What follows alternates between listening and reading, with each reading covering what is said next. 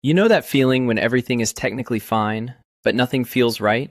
You're not in crisis. You're not falling apart. You're getting through the days. But somewhere along the way, life started to feel like you're just going through the motions. You wake up, you do what needs doing, you scroll for a while, distract yourself with something mindless, sleep, wake up and do it all again. Nothing is actively wrong, but nothing is really moving forward either. And when you're in this place, you start thinking you need something big to change. Maybe a new job, maybe a major goal. Maybe you need to completely overhaul your life, start fresh, become someone different. But here's what I've learned, and it took me way too long to figure this out. Feeling stuck doesn't usually come from a lack of ambition or big dreams. It comes from something much simpler and much more fixable. It comes from loss of control. Let me explain what I mean by that. When you keep acting and nothing seems to change, your brain notices. It's keeping score. And at some point, it quietly makes a calculation. This person keeps trying things and nothing happens, so why should I keep investing energy into trying?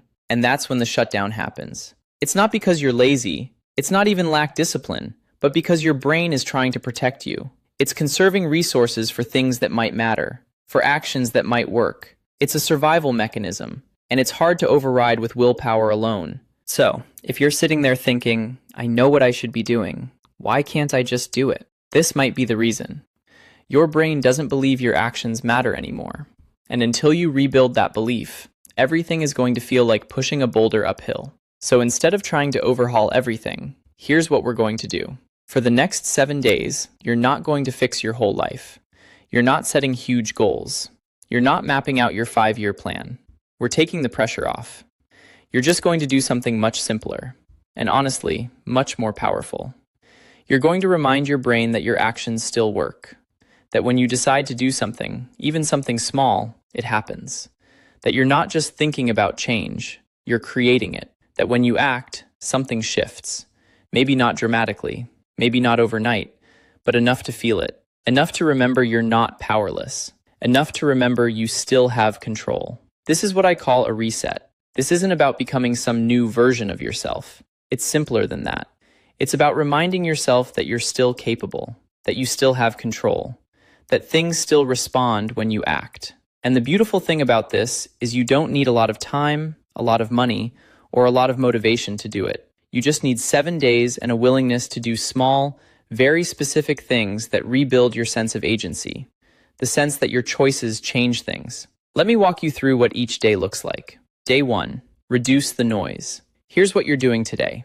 You're going to remove one input from your life that you don't choose. Just one. Maybe it's turning off notifications from an app that constantly pulls your attention, but never gives you anything valuable. Maybe it's unfollowing someone whose posts always leave you feeling worse. Maybe it's unsubscribing from an email list you never read, but always feel guilty about ignoring. Pick one thing that never gives you value and remove it. Here's why these matters. Most of your day is shaped by inputs you never consciously chose. Algorithms decide what appears.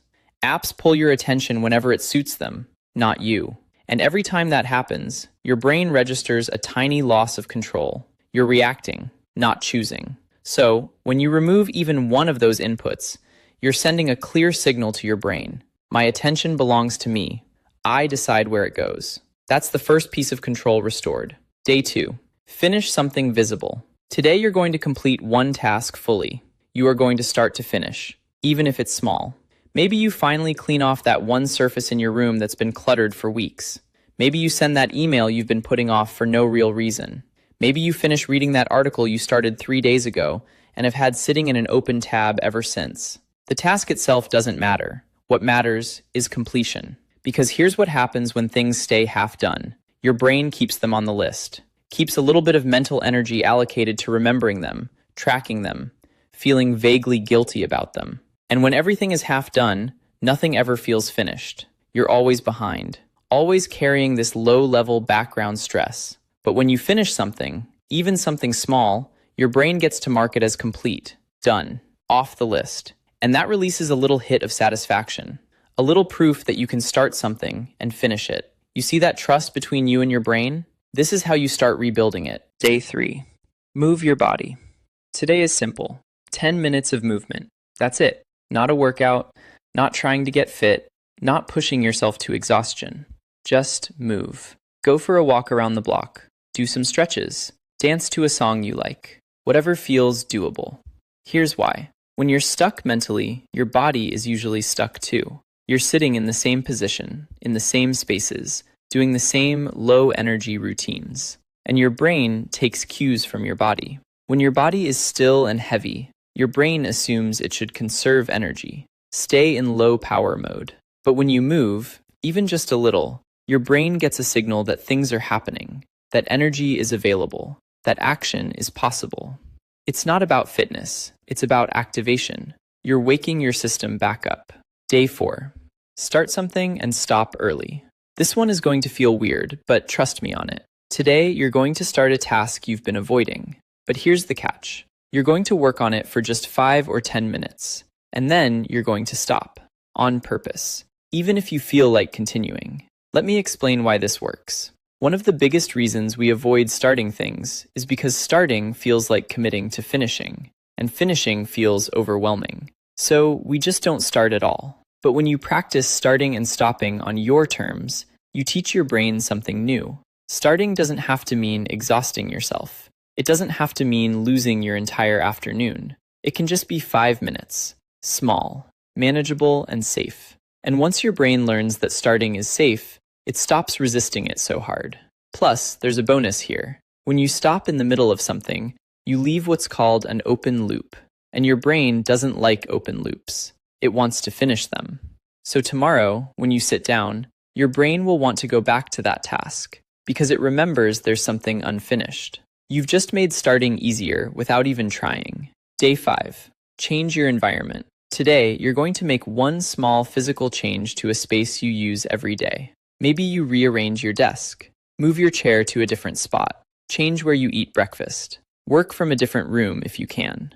It doesn't have to be dramatic. It just must be different. Here's the thing about environments. Your brain is constantly reading cues from your surroundings. And when you're in the same space doing the same things every day, your brain goes on autopilot. It assumes, oh, we're here again. I know what happens here. Same routine, same behaviors. But when you change your environment, even slightly, your brain has to wake up.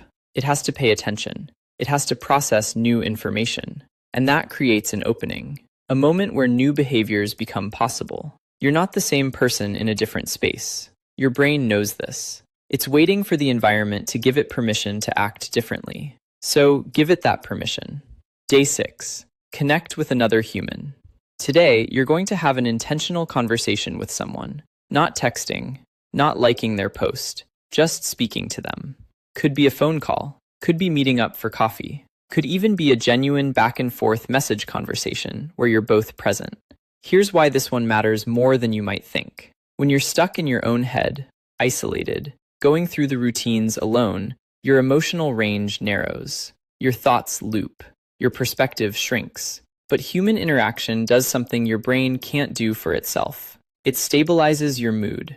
It gives you external reference points. It reminds you that you exist in a world with other people who care, who respond, who are dealing with their own versions of what you're going through. You don't need a deep therapy session. You don't need to solve anything. You just need to remind your brain that you're not alone. That connection is still there when you reach for it. Day 7. Write one plan for tomorrow morning. Day 7 is simple and very specific. Tonight, before you go to bed, take a minute and write down exactly what tomorrow morning will look like. Just the morning, not your whole life, not the next month. Choose your wake-up time, what you'll eat, and the first thing you'll do, and leave the rest alone. That's all. Here's why this is the perfect final step. For 6 days, you've been rebuilding control in the present, proving to yourself that your actions work right now. But your brain also needs to know that this isn't just random, that there's direction, that you're not just reacting, you're choosing what comes next. This one simple plan gives your brain a sense of immediate direction, not a 5-year plan, not a vision board, just a clear next step. And that's enough. Because when your brain knows what happens next, it can relax. It doesn't have to spend energy worrying or wondering or running background anxiety loops. It can just be ready. So that's the 7 days. And here's what's probably going to happen. At the end of this week, nothing huge will have changed on the outside. You're not going to wake up with a new career or a transformed life, but something will feel different on the inside. You'll notice you're waiting less, hesitating less, second-guessing yourself less. You'll find yourself just starting things, because you've proven to yourself that starting works. Motivation doesn't come first. It never does. Evidence comes first. Control comes first. And once your brain has evidence that your actions change things, motivation shows up naturally. Because now there's a reason to try. Now there's proof it's worth it. You don't need to redesign your entire life this week. You just need to prove to your brain that reality still responds to you, that you still have agency, that when you decide to do something, it happens. And once you prove that, momentum takes over. The stuck feeling doesn't lift because you found some magical willpower you were missing. It lifts because you reconnected to something you always had but temporarily forgot. The ability to act, to choose, to change your reality in small but real ways. That's all it takes. 7 days. 7 small actions. And the proof that you're not stuck.